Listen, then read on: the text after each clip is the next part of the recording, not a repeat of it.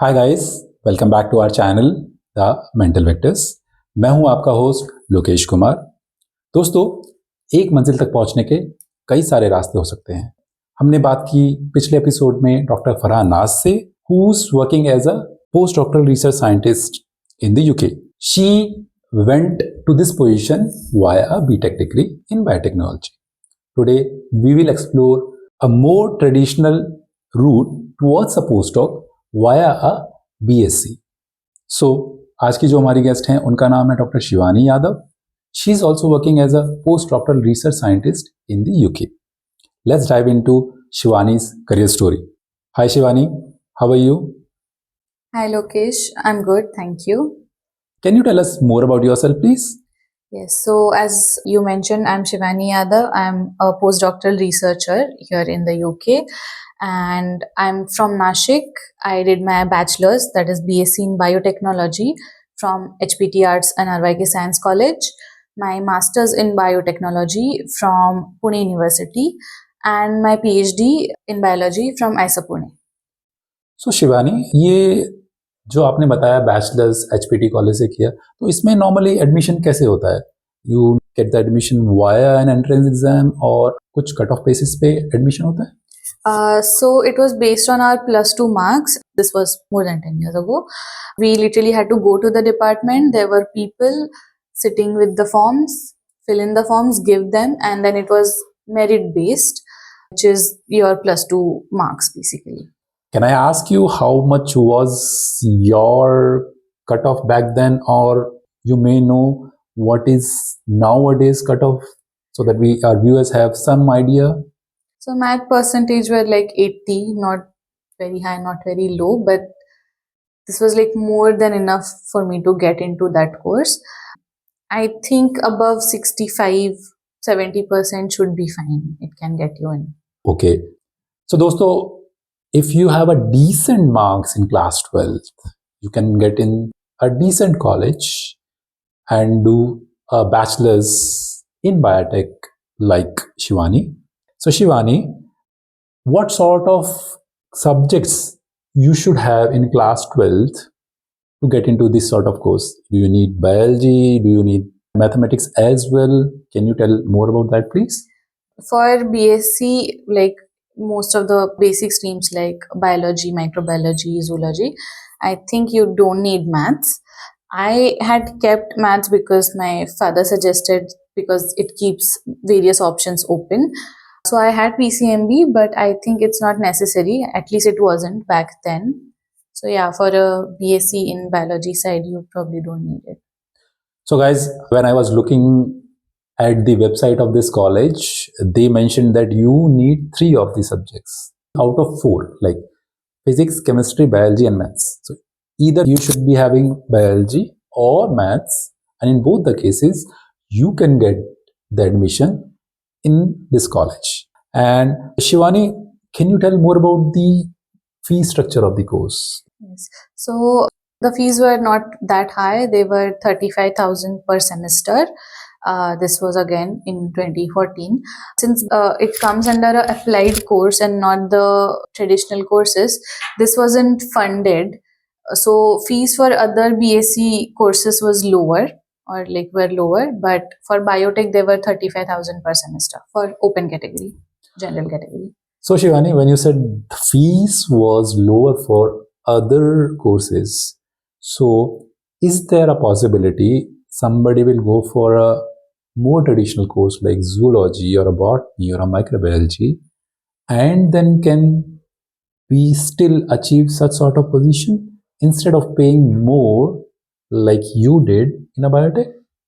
Yeah, it's in research, I feel like after some point everything gets mixed up. So we have colleagues who have done like zoology, botany and whatever, and the skill set like becomes very specific after some point. So it didn't really matter that I did a biotech versus a traditional course. One more question, Shivani. So when you get into this course, you said you were enrolled on the basis of your class 12th percentage. But I assume there are colleges which also take student on the basis of entrance exams, right? Do you know some of the entrance exams? Back then, we didn't have a common entrance exam. Mostly, they were +2 grade based, like you go to each college and apply. I wasn't aware of any combined entrance exams. I know that IBB, which is Pune University's Biotech and Bioinformatics department, they had their own competitive exam back then, like entrance exam. So, dosto, when I was researching, I realized that there are some competitive exams like common university entrance test as well. So, अगर आपकी 12th class में एक अच्छा percentage आया है, then you can get into some of these colleges via the cutoff basis. अगर by chance it didn't work well for you, you didn't get a very good percentage, you can go for a entrance exam as well. Again, as Shivani mentioned, there are other courses also available like zoology, botany, and something, and that will also eventually lead you to the similar path. That's nice. Shivani, as you mentioned, your master's was from Pune University, but again, you did a master's in biotechnology. Why biotechnology? So I thought that since my bachelor's is in biotech, I have to have a master's in biotech as well. Okay. I mean, I didn't know any better back then, but it's okay. You can mix and but match अगर your आप stuff. Biotech से नहीं करके किसी और से course से भी करते तो चलता है ना? हाँ, चल रहा है. Okay. So we have an option. After BSc in biotechnology, we have an option to go for a master's in any course. So did you go through an exam to enter in master's? Yes, so it was a combined entrance exam for a few universities where the Masters in Biotechnology course was funded by our government's DBT, Department of Biotech. So it was a combined entrance exam for like all the universities who are giving that curriculum. And it back then it was called JNU after the university, JNU combined entrance exam for biotechnology. Right now the name is different. I think it is JNUEE now. So I think you went through two of the exams which you cracked. Yes. IIT GEM and JNU one. Yes. Did you apply for any other exams as well? No, so I had like a list of exams that I wanted to crack. One was IIT JAM, so that maybe I can get a MSc Biotech from IITs. Only 2 IITs had that course. The second was GNUC, so that then it opens the opportunity for all these universities. And then my third option was to then go for local colleges, mostly in Pune, so Ferguson, Garware. And for them back then, the admission criteria was your bachelor's percentage. Okay, so dosto, as you can see, there are a couple of options to get a master's degree. You can enroll in a master's course via a entrance exam as well as on the basis of your bachelor's cutoff. There are few of the exams also available.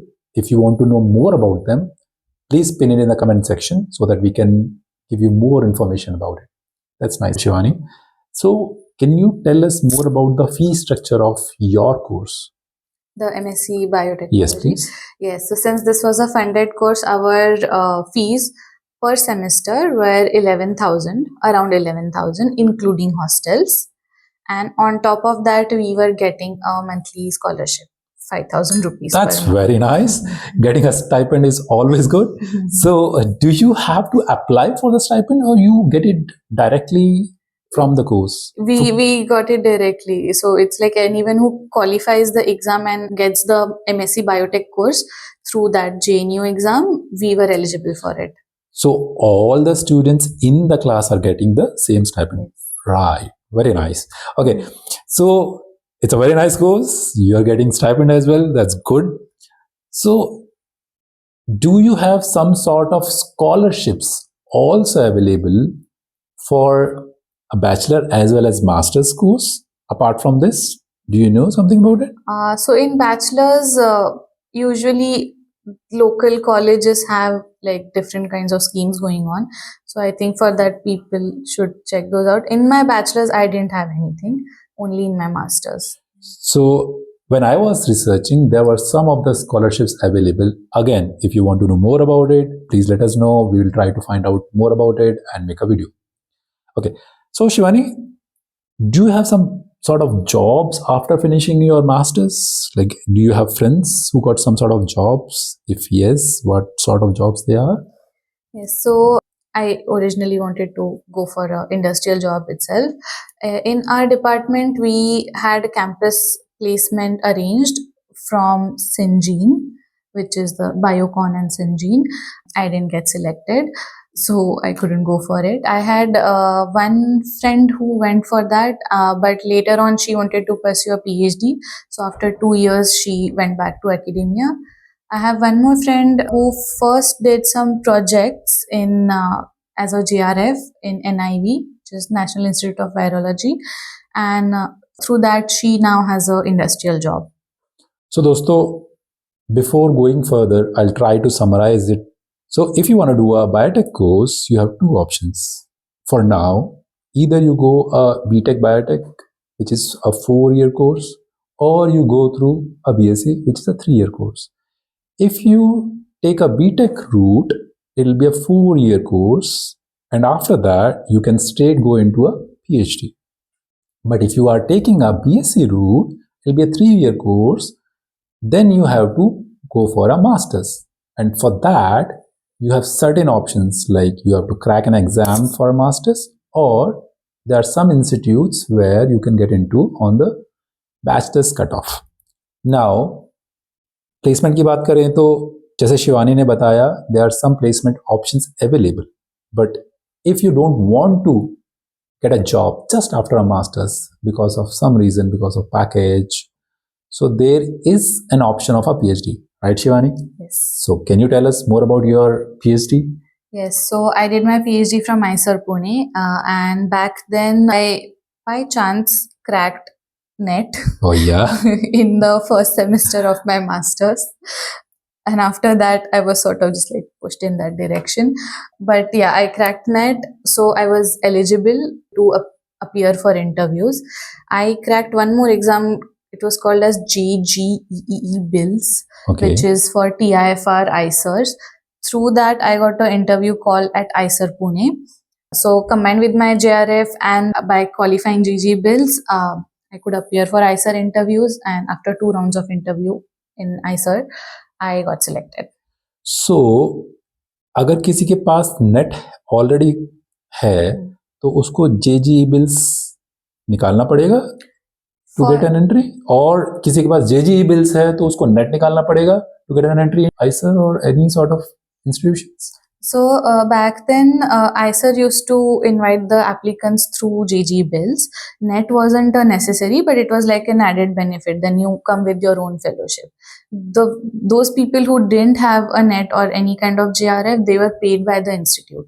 So they were on institutional fellowship. So it's not necessary, but to get the call, GG Bills was important. Okay, but when you are having a NET, you have other options as well, right? You can go to any other university as well for PhD. Yes, so based on NET, I got a call for interview from IISc as well.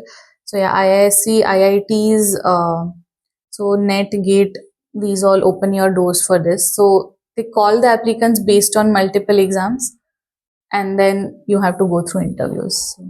So when you went for ISER interview, well, JGE Bills was enough, right? Okay, so still they took an interview, 2 rounds of interview. Rounds of interview. Cool. So it's quite competitive, and I would say the case is similar for other universities as well. Even after getting a NET score, they will go for an interview round. Is it a hard one? Yes.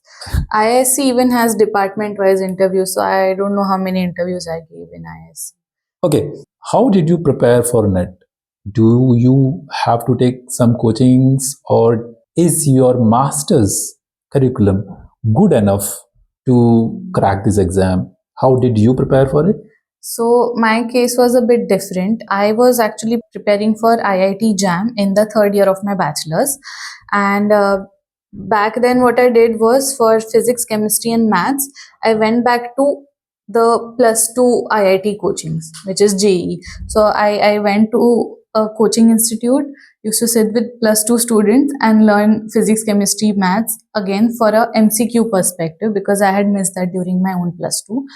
That was one way. And biology, from MCQ perspective, I had to prepare specially. You can find good study material online for that. So biology I did by myself, and then since that preparation was very fresh in my mind, in the first semester of my masters itself, I just appeared to give a net as a, like, just because, and I cracked it. So I guess a person who's doing a master's, and if they are planned well, then I guess they can crack a NET exam. But if at all they want a little bit more support, there are coaching options available, right? Yes, and now you have specific net-based coachings as well in the major cities at least. So you can go them back. I didn't have one in it, so I prepared it myself. So how much stipend normally you get in your PhD? So when I was beginning my PhD, it was, the JRF amount was 31,000 per month, That's good. and the SRF was 35,000, Oh, that's a lot. which is you get after 2 years. But while I was doing my PhD, there were protests and the amount was raised. And when I left my PhD, I was getting 42,000 SRF. Oh, that's nice. That's lovely. So you see, after masters, if you are not getting a well-paying job, you can go for a PhD, which in this case gives you a decent amount of money for survival. Along with that, you're also getting a degree. Then Shivani, how long your PhD was? Normally, how long the tenures are? So the tenures are mostly 5 years. So mine was 5.5, you can say technically. Yeah, so CSR gives you money for like 5 years. So that 5 years is a recommended timeline by the CSR, right? Yes. So it can vary, it can also increase, right? And during that time, will you be paid? Depends. Nowadays, the extension criteria are strict. So if your supervisor has some personal grant or something, they can pay you through that. But CSR, I've heard that the criteria are strict. Okay, so it means there is a possibility that you can finish your PhD within your 5 year time span, and if not, you have to extend it depending on your project, and you may or may not be funded by your PI or your institute, right? Yes. Okay. What is the next step then after PhD? A job, a postdoc, and what are the options? So I wanted to pursue a postdoc for like personal reasons, but yeah, you can go for a job. ICER has just like formed a placement cell, and I was about to apply for it. Like by the time I had submitted my thesis, they could have helped me with some placements. But before I could do that, I got this job, so I came here. So, but yeah, you can get industrial jobs or you can come for a postdoc. So, do you have friends who got a position after PhD? And if you know some of them, do you know some rough idea how much they're getting? We were told that like they will only get companies with a decent enough package for PhDs, like 10 lakhs, 9 lakh plus or something. That's good. I'm not sure if somebody has been placed through that, because most of my batchmates wanted to go for a postdoc, so I don't think a lot of people have. I don't know. Okay, when you say most of the people want to get into the postdoc, how does that work? How do you apply for it?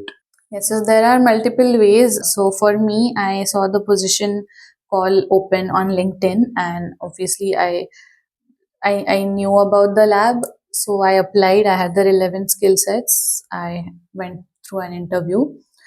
So this is like the most like straightforward way. There's a position open, you apply, and if you match the skill set, you can get in. But there are other ways. For example, if you find a host lab, you can together apply for funds so that you can become a postdoc in their lab and get funded by an external agency at the same time. or you can write emails to professor whose lab you're interested in and see if they already have an opening, or if you can come up with some kind of funding proposals together. I guess there are some websites also where all these positions are advertised. You can go through that, right? Yes, Okay. Nature Careers. I think it's Academia something. Yeah, So guys, if you want to know more about it, again, please write it in the comment section. We will try to find out all the important information and put it again. So since you mentioned you don't have any extra funding, so how does that affects your salary? Like if you are having a funding, you will be getting a salary from the funding. Yes. Right. If you are working as a postdoc in a university without a funding, does the salary is similar to that, or is it any difference? So it is still like a funded position. So there are two ways different funding agencies fund a postdoc. One is like they put you on the university's salary pay scale, basically whatever is equivalent for that position. And then there are some who pay you based on the region. Like so for UK and EU will have a certain salary, Asia will have a certain salary.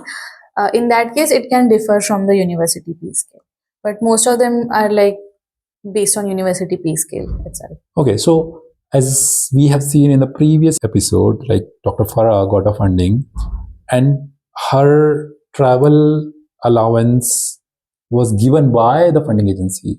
How about your travel things? Like, are they being sorted by the university or you have to pay for it?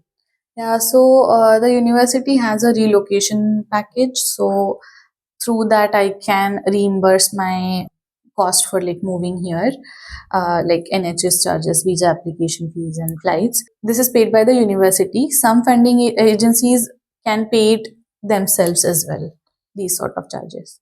Okay, so can you give us a rough estimation about a postdoc salary, and is it good enough to sustain, like here in UK, alone or with a family?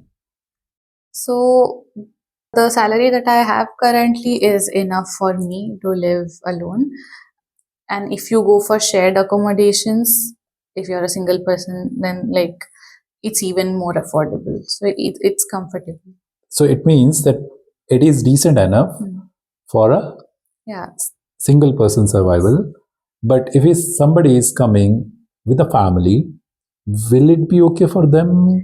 It might be just enough, I'll say, but it's better to have two income if you are a family, because rents are like very high here. So as you mentioned, it will be good to have two incomes. Are the dependents allowed to work in the UK? I think that depends on your visa type. I have global talent visa, so yeah, they can. They'll have a work right here. So most of the postdocs, they normally get a global talent visa? No, it depends on the type of position you have. Currently, my position was in that certain criteria, so I have a global talent. It can either be global talent or a skilled worker visa. Okay. So as you mentioned that you got a global talent and other people used to get the other sort of visas, but how is the visa availability in the UK for the postdocs? Is it easy? It is difficult? Or do you have to do everything at your own, or the university helps you? How does that work?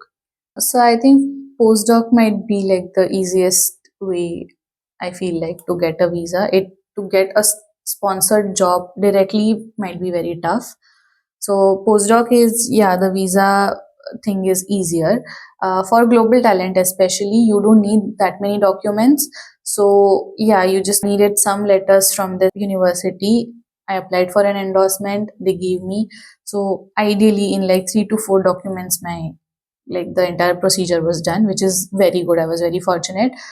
On the other hand, for skilled worker visa, there's like a ton of documentation that you have. But I think the university helps you, right? Yes. So whatever sort of documents the embassy needs to see from the like regarding your employment or whatever, the university can give you.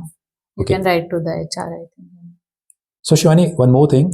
When you said your visa fees and other expenses are being taken care by the university, do you have to pay from your own pocket first and then university reimburse it? If so, How much amount are we looking for?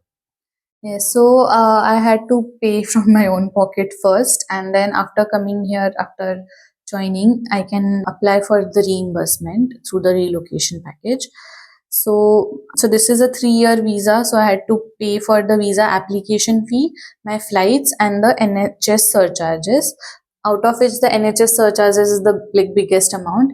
It's around 1,050 pounds per year. So 3 lakhs for that. The application fee was around 75,000 in total. And I got a very cheap, it depends on the flight now. Flight can vary. Yeah. But like the major charges like NHS and the application fee. So rough estimate is around 4 to 5 lakh, Yeah, right? 4 to 5. Okay. So दोस्तों अगर आप एक PhD करना चाहते हैं तो first of all you have to crack some sort of exam like NET, GATE, or as Shivani mentioned, JEE Bill. There are some more exams which also works. We can talk about that. Then you get a decent stipend in PhD, which is good for your survival. After that, you can go for a job or you can go for a postdoc. For a postdoc, as Shivani mentioned, you have certain ways to apply for, and it gives a decent amount of salaries. The other thing is you have to again save a bit of the amount of money so that you can apply for your visas and stuff. That's good. So Shivani has given us a lot of information about her career path. Shivani, one last question I'm going to ask you. Are there some major mistakes which you think you did in your life? If so, what are they? And do you want to tell people how to correct these mistakes? I'll say I wasn't confident enough, like during some interviews or while making certain decisions, like which lab to choose to do my PhD, because I was more on the side where, okay, they need to approve of me rather than me being interested in working with them. So yeah, don't do that. Genuinely be interested in your research topic. That will like be very helpful. That's good. So Shivani has given us a lot of information today. Okay, thanks a lot, Shivani, for coming to our show. Thank you for inviting me. So guys, I hope you have understand that there are a lot of options out there. You have to choose a right career path according to your own circumstances and plan everything. We'll get you more such case studies with the help of which you can plan your own career ahead. So मिलते हैं next episode में. अगर आपको किसी भी चीज़ के बारे में और जानना है तो please write in the comment section. तब तक के लिए अलविदा, बाय बाय.